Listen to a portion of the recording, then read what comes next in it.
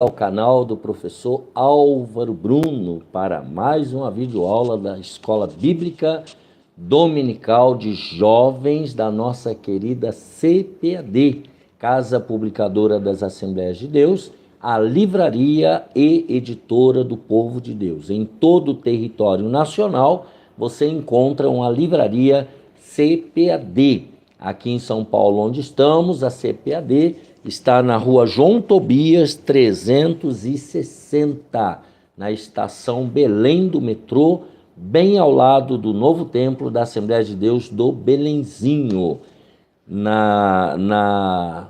novo templo da Assembleia de Deus do Belenzinho, também no térreo, você encontra ali a livraria da associação.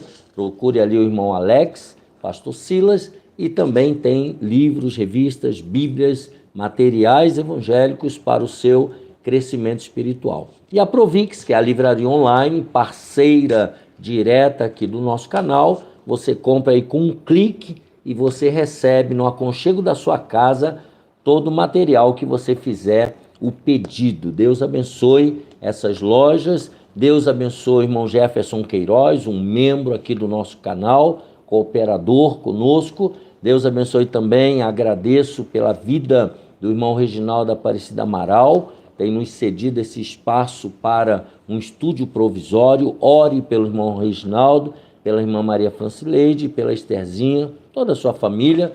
Deus abençoe também o irmão Josué, marido da Marilena, tem nos ajudado com o cenário. Ore também pelo irmão Josué e pelo irmão Vinícius, que tem cooperado conosco nas orientações sobre iluminação. Ore pelo irmão Vinícius, sua esposa Cintia e sua filha Ayla, para que Deus guarde e abençoe. Quero agradecer a Deus também pela vida da minha esposa Raquel, dos meus filhos Bianca e Gabriel, que também é o nosso alicerce, o nosso apoio, nossa família. E a você que tem orado por nós, tem nos prestigiado assistindo essas videoaulas, continue orando por nós. E se você puder, e Deus tocar no seu coração, envie a sua oferta. Aqui embaixo está o número do celular, DDD é 11, número 989156905. Venha cooperar conosco, enviando o seu voto, a sua oferta, aquilo que você achar que pode nos ajudar. E se puder, aqueles que quiserem ser patrocinador, entra lá no nosso e-mail, albrunol@yahoo.com.br, vou soletrar, ll@yahoo.com.br. Se você é um empresário, venha ser nosso patrocinador. Lembrando, deixa aqui embaixo o seu gostei, se inscreva no canal, compartilhe essa videoaula com o maior número de pessoas para que elas também sejam abençoadas por Deus. Pode pegar essa videoaula, coloque nos seus grupos de transmissões de WhatsApp, no Facebook, no Instagram. Pode mandar essa videoaula para onde você quiser.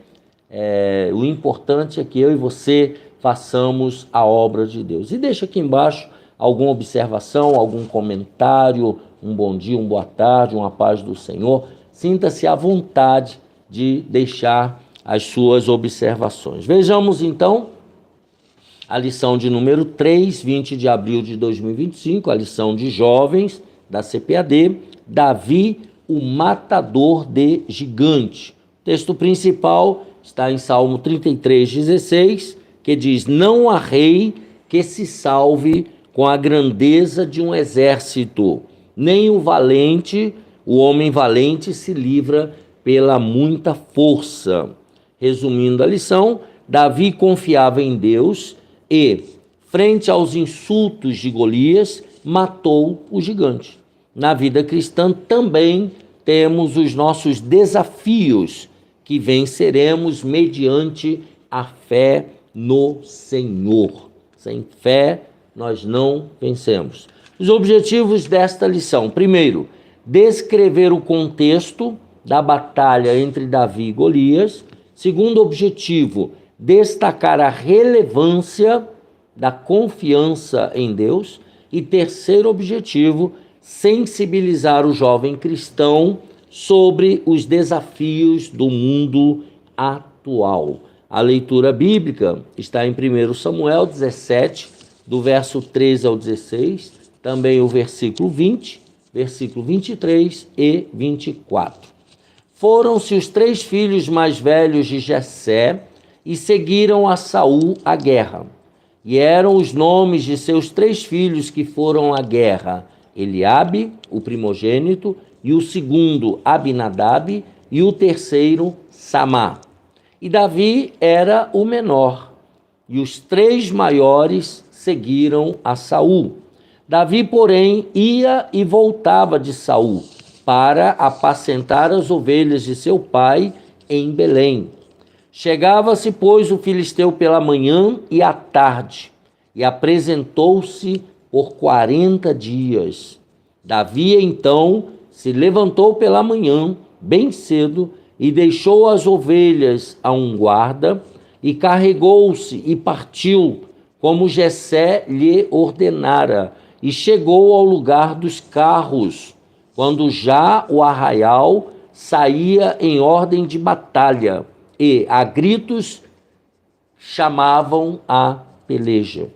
E estando ele ainda falando com eles, eis que vinha subindo do exército dos filisteus o homem guerreiro, cujo nome era Golias, o filisteu de Gate, e falou conforme aquelas palavras, e Davi as ouviu.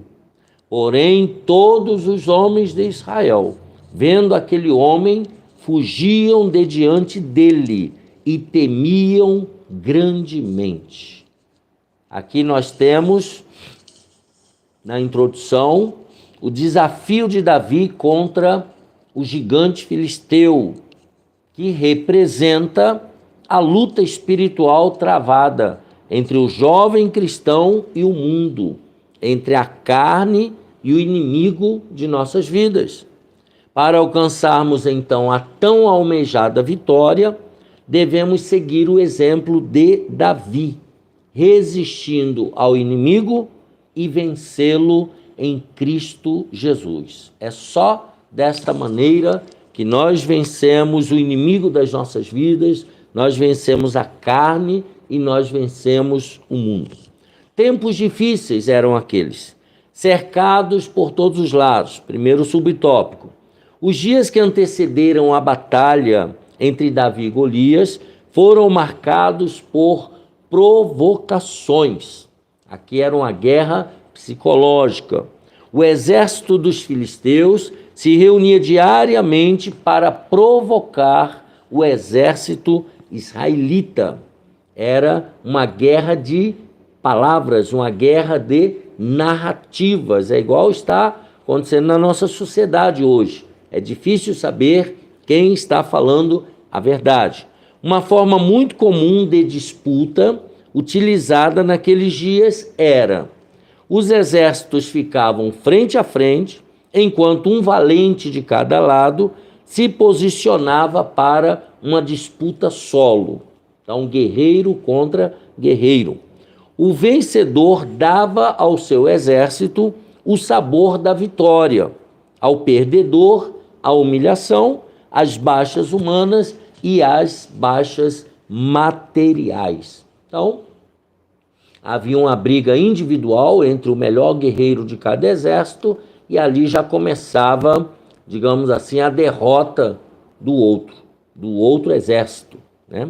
Ao ouvir os gritos de Golias no vale de Elá, os israelitas tiveram muito medo. Era um homem de quase 3 metros de altura, muito forte. Não havia nenhum guerreiro disposto a enfrentar o gigante, cara a cara. Não tinha, era tudo pequeno diante daquele gigante. A derrota se desenhava de forma constrangedora, esse era o contexto. Ninguém ia ter condições de enfrentar aquele guerreiro. Quem era Golias? Vamos ver quem era esse guerreiro. Conhecido como o guerreiro de Gate, Golias tinha uma altura aproximada de 3 metros. Você já imaginou? Nem esses camaradas da NBA, né, os jogadores de basquete ou de vôlei são tão altos, né? Eles têm aí em média 2,10 m, 2,15 m. Esse camarada aqui tinha 3 metros, né? Uma armadura extremamente pesada, um imponente capacete de bronze e uma lança que parecia o eixo de um tear. Negócio grande. Era a imagem da força humana desejada pelos mais habilidosos exércitos da época. Ele era o símbolo da força que repousa sobre competências humanas. Porém, a Golias faltava algo. Ele tinha tudo e ao mesmo tempo não tinha nada. Por quê? O que faltava? O Deus soberano não era com ele. Então aqui ele já não tem nada. Humanamente falando, ele era imbatível, mas ele não tinha a presença de Deus. Golias, então, estamos no contexto, diariamente perseguia e zombava das situações envolvendo o povo de Israel. Ele fazia chacota. O seu objetivo era desmoralizar Israel e assim vencer uma batalha célebre. E ele estava conseguindo. Até a chegada de Davi, ele estava conseguindo. Foram 40 dias de insultos, provocações e muito medo entre os israelitas, que diariamente eram lembrados da sua grande fragilidade. Eles eram tratados e humilhados por esse gigante Golias. Golias os chamavam para o embate, chamava para trazer alguém para lutar com ele, mas todos estavam conscientes de suas dificuldades frente às provocações do gigante. Todos eles sabiam que não tinha condição. Mais do que a confiança em sua própria força, faltava a Golias o entendimento de que a verdadeira força vem do nosso Deus, vem do Senhor Deus. Quando confiamos em Deus, eu e você, jamais seremos envergonhados. Então, o segredo é a presença de Deus na nossa vida, é a fé em Deus que criou os céus e a terra. Número 3, então vimos aí, cercados por todos os lados, vimos quem era Golias, um gigante imbatível, e agora a bênção e a maldição. Israel passava por tempos difíceis, o rei já não era mais alguém motivador, na verdade aqui o rei deveria se apresentar, o povo já não tinha a esperança de outrora, que o rei já estava desviado, mas qual o motivo de tudo isso? Isso é que é importante você guardar. Longe de um fato ou outro, a verdadeira causa de tal situação repousava nas más escolhas erradas. Saul escolheu não mais obedecer a Deus. Saul tomou a decisão. O povo escolheu as referências cananeias. Aqueles guerreiros escolheram confiar no efêmero e perderam as esperanças. Somos frutos de nossas decisões. Eu e você, nós temos que fazer escolhas de acordo com a vontade de Deus, de acordo com a Bíblia Sagrada. Porque nós somos frutos das nossas escolhas, das nossas decisões. Cada escolha é também uma renúncia. Quando você faz uma escolha, você renuncia às outras. Ao escolhermos o padrão humano, negligenciamos o divino. Se você escolher viver pelo padrão humano, você está deixando o padrão divino. Cada escolha cobra o seu preço. Ao nos aproximarmos de Deus, somos agraciados com suas bênçãos. Isso é presença. A presença de Deus na nossa vida atrai as bênçãos de Deus. As nossas escolhas, elas devem ser estarmos ao lado de Deus, perto de Deus. Número 2, alguém que sabia em quem confiar. Número 1, Davi não aceita o insulto. O pai de Davi o enviou ao campo de batalha com a finalidade de levar alimento aos irmãos. Isso aqui era comum. Quem sustentava os guerreiros eram os pais dos guerreiros. Uma simples tarefa, algo fácil de fazer, era só levar as marmitas, entregar, saber se estava tudo bem e vir embora. Cumprida a missão, bastava voltar para casa e seguir com a sua rotina à frente das ovelhas. Esse era o papel delineado para Davi. O jovem, porém, era diferente dos demais. Ele sempre ia além de suas missões e dava sempre o seu melhor. Nós já vimos isso na lição número 2. Davi não era medíocre. Davi não fazia nada pela metade. E Davi não fazia só aquilo que mandava. Ele ia sempre além.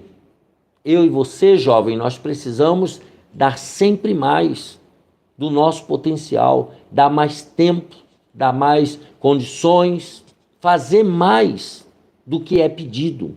Esse é o verdadeiro homem de Deus, esse é o verdadeiro profissional, esse é o verdadeiro marido, pai de família, mãe de família. Faça sempre mais do que é pedido ou exigido de você. As palavras afrontosas, então, do gigante de Gate o deixaram incomodado. Davi não suportou ouvir aquelas humilhações do gigante contra o povo de Deus. Como alguém poderia dizer tais coisas? Golias não apenas afrontava o exército que ali estava, mas ele afrontava ao Deus Todo-Poderoso. É isso que irritou Davi. Saul e seus soldados estavam amedrontados diante daquelas ameaças, pois confiavam, sabem quê?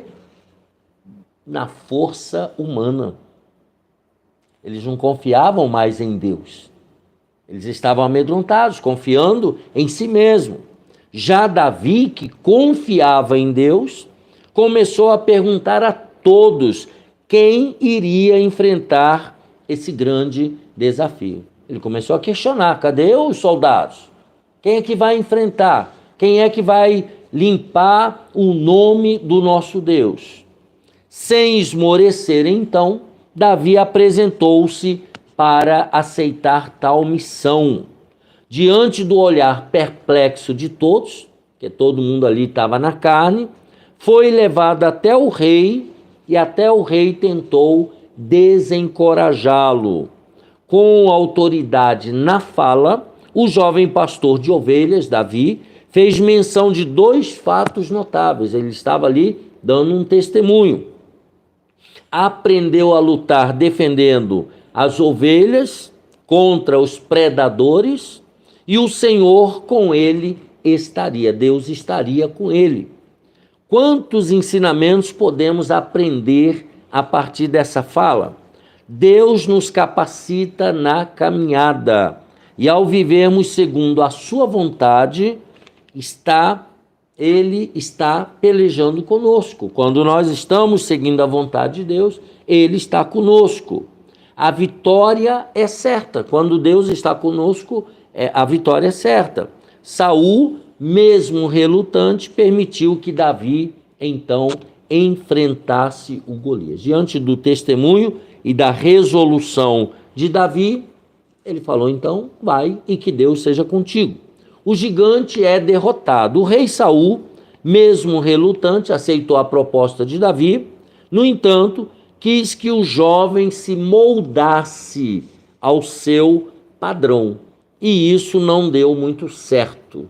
Ele queria que o jovem usasse sua espada, seu escudo, a sua armadura. Ao insistir que Davi usasse a sua armadura, a roupa de guerra, o que aos olhos humanos seria uma honra, demonstrou mais uma vez a sua falta de confiança em Deus. Está falando aqui do rei Saul. Ele estava confiando nos seus instrumentos de guerra. Davi, ao vestir a armadura do rei, a sentiu pesada e de difícil mobilidade. Ele não conseguia andar, não era adequada para Davi. Anos mais tarde, tais recursos seriam muito utilizados por Davi. Porém, naquele momento, aquela armadura não fazia parte da vida de Davi. Diante dos desafios, Deus nos usará, guarda bem essa informação, diante dos desafios, Deus nos usará do jeito que Ele quiser. Basta seguirmos as suas orientações e caminharmos conforme a sua vontade. Salmo 25, versículos 4 e 5. Então, Deus vai nos usar, né? Nós só temos que seguir as orientações dele. Ele vai nos usar do jeito que ele quiser. Davi tirou aquela armadura pesada, foi a um córrego ali próximo, pegou 5 pequenas pedras e com sua funda foi ao encontro do Golias. 1 Samuel 17, 40. Tal visão deixou o guerreiro ofendido. Golias achou graça naquilo ali. Achou que era uma provocação. Diante dele, um garoto com pedras e vestido com roupas cotidianas de um pastor de ovelhas. Então, Golias ficou raivoso. As ofensas proferidas, então, pelo gigante não assustaram Davi, mas abriram as portas para que a sua fé no Deus de Israel fosse ainda mais vívida. Então, com confiança, convicto, Davi declarou a sua confiança no nome do Senhor dos Exércitos, o Deus dos Exércitos de Israel. 1 Samuel 17, 45. O desfecho dessa história é conhecido por todos nós. O Senhor entregou o gigante nas mãos de Davi. Golias foi derrubado com a pedrada certeira na testa, teve a cabeça cortada com a sua própria espada e os inimigos foram derrotados.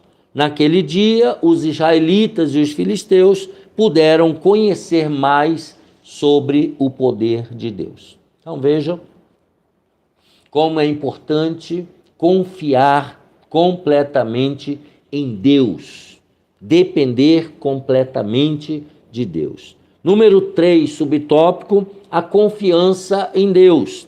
A confiança de Davi no poder de Deus fez toda a diferença na luta contra Golias e contra o exército filisteu. O filho de Jessé sabia de suas fragilidades, das fragilidades dele mesmo, mas tinha total confiança de que Deus era com ele, evidenciando assim o quê? A profundidade da sua fé e a qualidade do seu relacionamento com o Senhor. Então, Davi tinha intimidade com Deus. Em nossa trajetória, também encontramos diversos, entre aspas, Golias. Várias coisas que nos acontecem representadas na pessoa de Golias. Há momentos em que as adversidades se agigantam e parecem que jamais serão dissipadas. Parece que não tem solução. Não desanime. Assim como o Senhor foi com Davi, também será comigo e com você. Basta confiar em Deus e fielmente buscar a sua presença em sua vida. Busque a presença de Deus. Ore mais a Deus. Faça jejum. Leia a palavra de Deus, os salmos, né? Leia o que Deus já fez na vida de outras pessoas, mas não desanime. Deus está comigo, Deus está com você. Número 3, o jovem cristão e a sua luta contra o mundo. Relativismo moral e religioso. O que é isso? Um dos Golias, entre aspas, é uma metáfora, dos dias atuais é o relativismo, principalmente nos âmbitos moral e religioso. Já vamos ver o que é o relativismo. O relativismo se refere a um sistema em que as verdades absolutas são questionadas e desvalorizadas, ou seja, a verdade está estão sempre sujeitas aos pontos de vista de quem os observa. Sendo assim, não há certo ou errado. Olha só que absurdo. Dentro do relativismo, não tem certo e nem errado. Depende do seu ponto de vista, ou seja, totalmente contrário à Bíblia Sagrada. É a defesa do relativo e do quanto determinado sujeito se identifica ou não com uma causa. Então, se ele achar que aquilo ali pode, não adianta ninguém falar que não pode, porque ele acredita que pode. A verdade para ele é absoluta. Ou melhor dizendo, desculpa, a verdade para ele é relativa. Eu errei porque apareceu uma chamada ali e me confundiu. A verdade para esta pessoa é relativa. Ela não acredita em verdade absoluta. Então, nas escolas e nas faculdades, nas mídias e em todos os lugares onde há a interação entre pessoas, há uma forte mobilização para impor a ideia de que não existem verdades absolutas, pois tudo que pode ser verdade para alguém pode não ser para outrem. Então, a minha verdade é minha, a sua verdade é a sua, cada um com a sua verdade. Isso é o relativismo. E isso não está de acordo com a Bíblia. Os discursos proferidos nesse sentido, discursos relativistas, em um primeiro momento são carregados de frases de efeito, defesas superficiais e usados de uma forma que nem sempre refletem a realidade. O cristão deve se opor ao relativismo e buscar um posicionamento fortalecido em seu relacionamento com Deus, baseado no estudo bíblico. Vamos dar uma olhadinha na Bíblia de Estudo Pentecostal, na minha opinião, a melhor Bíblia de Estudo do Brasil. Abra e você compra na CPAD, na Provix, né? Você compra na loja da associação, no térreo lá da Assembleia de Deus. Olha só, Salmo 119, verso 160. A tua palavra é a verdade desde o princípio, e cada um dos teus juízos dura para sempre. Aqui está a verdade absoluta, é a Bíblia Sagrada. Tá? Eu não posso ter a minha verdade e cada um ter a sua verdade. Não existe isso. A verdade é a palavra de Deus. 2 Timóteo 3, do versículo 1 ao versículo de número 5. 2 Timóteo, capítulo 3, do 1 ao 5. Olha que absurdo.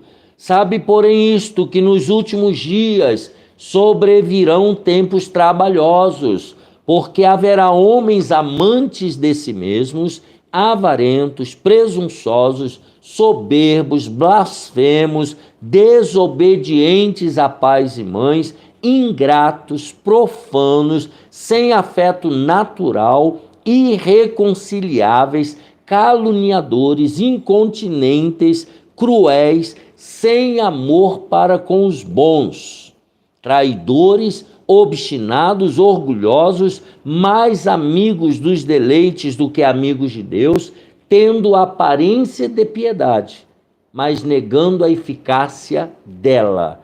Destes, afasta-te. A gente tem que se afastar desse tipo de homem e de mulher.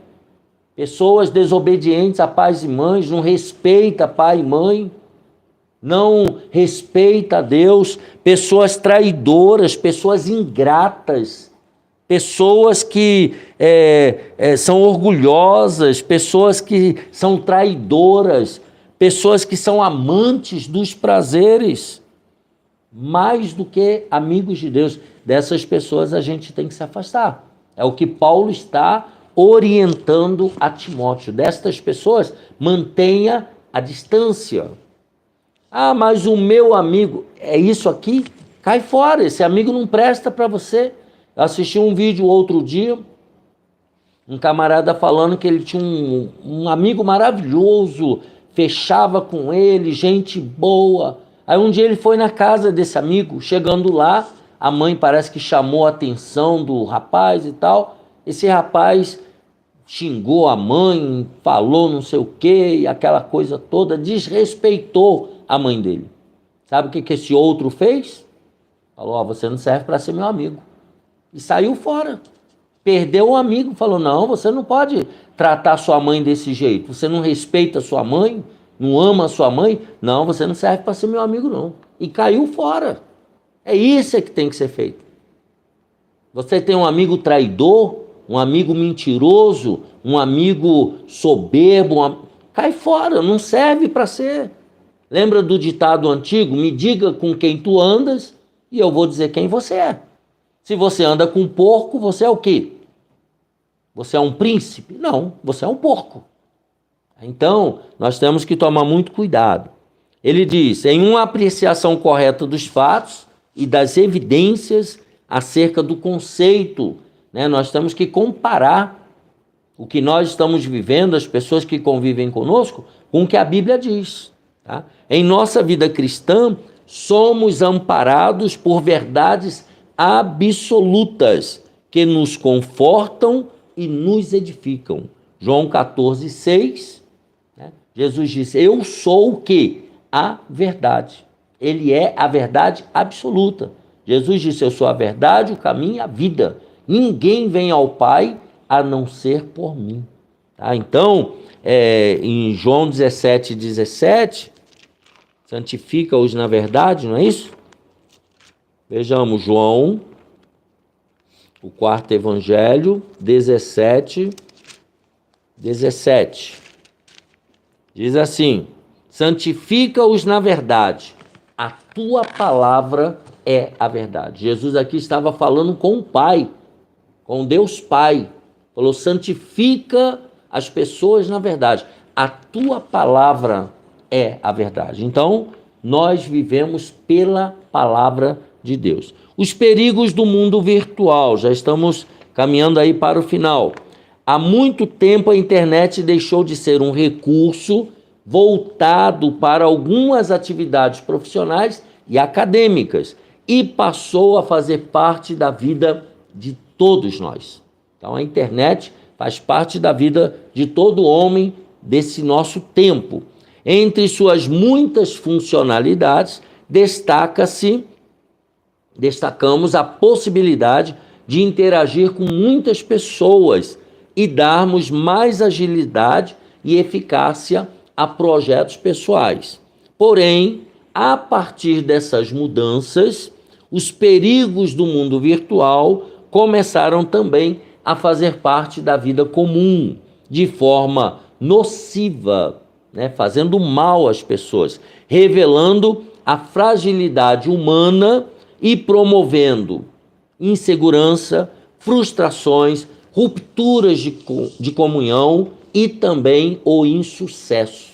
Então, tem muita coisa na internet que faz mal, que atrapalha a comunhão. A privacidade abriu espaço para as superexposições.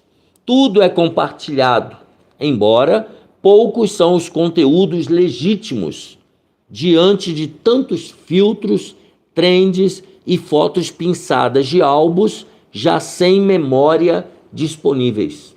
Então é muita farsa, é muita superficialidade. Entre stories, reels e shorts que freneticamente deslizam nas telas, vidas estão sendo enfraquecidas e sonhos sendo frustrados.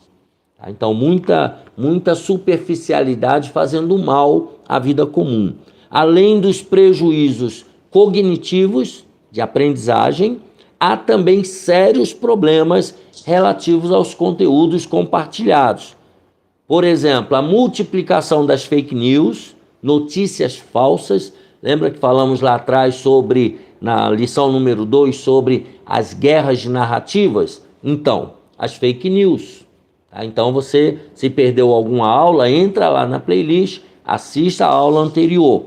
As perseguições e ofensas, a relativização de tudo, as imagens nocivas, desde as idiotizações até as polêmicas e também pornografia. Enfim, uma realidade que não deve fazer parte da vida do jovem cristão. Isso não é para jovens cristãos. Banalização da sexualidade. A sexualidade faz parte da natureza humana e foi, como todas as coisas, criadas por Deus. Porém, infelizmente, nos dias atuais, a sexualização tem sido banalizada e distorcida, trazendo graves consequências. A nossa sociedade está cada vez mais sexualizada, ou seja, tudo gira em torno do sexo, levando as pessoas a verem no sexo e na busca por prazer o sentido das suas vidas. E não é verdade. O sexo é mais um elemento da vida humana. Não é ele que vai dar sentido à vida.